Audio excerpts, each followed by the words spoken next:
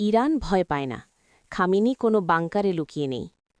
ইরানের সর্বোচ্চ নেতাকে যুক্তরাষ্ট্র নিশানা করতে পারে কিনা এমন প্রশ্নের জবাবে ওই মন্তব্য করেছেন ভারতের মুম্বাইয়ে নিযুক্ত ইরানের কনসাল জেনারেল সাঈদ রেজা মুসায়েব মোতলাগ। বলেছেন, একের পর এক নিষেধাজ্ঞা আর যুক্তরাষ্ট্রের ক্রমবর্ধমান আক্রমণাত্মক মনোভাবের মধ্যেও ইরানের সর্বোচ্চ নেতা আয়াতুল্লাহ আলী খামেনিকে পর্যাপ্ত নিরাপত্তা দেওয়া হচ্ছে, তবে তিনি কোনো বাংকারে লুকিয়ে নেই। ভারতীয় সংবাদমাধ্যম এনডিটিভিকে দেওয়া এক সাক্ষাৎকারে তিনি একথা বলেন।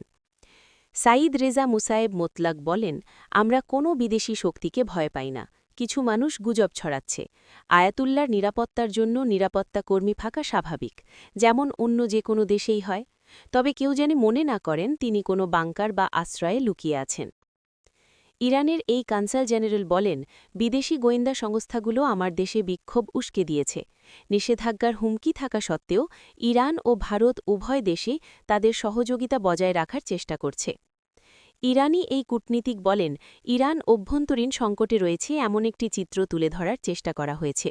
আমি বলতে চাই, একটি নির্দিষ্ট মোড় ঘোরানো তারিখ, যেটি আমার বিশ্বাস বৃহস্পতিবার ৮ জানুয়ারি বা শুক্রবার পর্যন্ত, নিরাপত্তা বাহিনী বিক্ষোভকারীদের প্রতি নমনীয়তা ও আত্মসংযম দেখিয়েছে।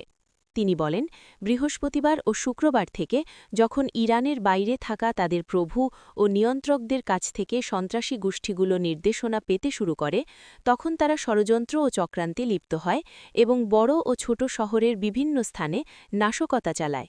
এর ফলে আমাদের কিছু নাগরিকের মাঝে ভীতির সঞ্চার হয় এবং তাদের সম্পত্তির ক্ষতিগ্রস্ত হয়।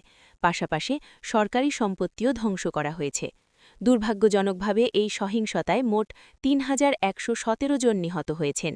এর মধ্যে ২,৪২৭ জন বেসামরিক নাগরিক ও নিরাপত্তা বাহিনীর সদস্য এবং ৬৯০ জন সন্ত্রাসী রয়েছেন। মোতলাগ আরও বলেন, বিক্ষোভে বিদেশি নাগরিকদের সম্পৃক্ততা না বললেই চলে, বা থাকলেও তা খুব সামান্য। তবে ইরান সরকারের কাছে গোয়েন্দা তথ্য রয়েছে, বেশ কয়েকজন বিক্ষোভকারী বিদেশি গোয়েন্দা সংস্থার কাছে প্রশিক্ষণপ্রাপ্ত ছিলেন অথবা বিশ্বজুড়ে ছড়িয়ে দেওয়া সংবাদের মাধ্যমে প্রভাবিত হয়েছিলেন। ওই অঞ্চলে যুক্তরাষ্ট্রের বিভিন্ন পদক্ষেপ, যার মধ্যে একটি বিমানবাহী রণতরী বহর পাঠানোও রয়েছে, এ প্রসঙ্গে প্রশ্ন করা হলে তিনি বলেন, ইরান পুরোপুরি প্রস্তুত। তিনি বলেন, আমাদের দেশ দেখিয়েছে এখনও পর্যন্ত যে কোনো ধরনের আগ্রাসন মোকাবিলার সক্ষমতা তাদের রয়েছে।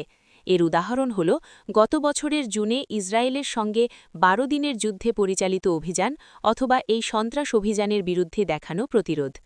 বিক্ষোভ চলাকালীন ইরানে ইন্টারনেট সেবা বন্ধ করে দেওয়ার বিষয়টি বিশ্বজুড়ে সমালোচিত হয়।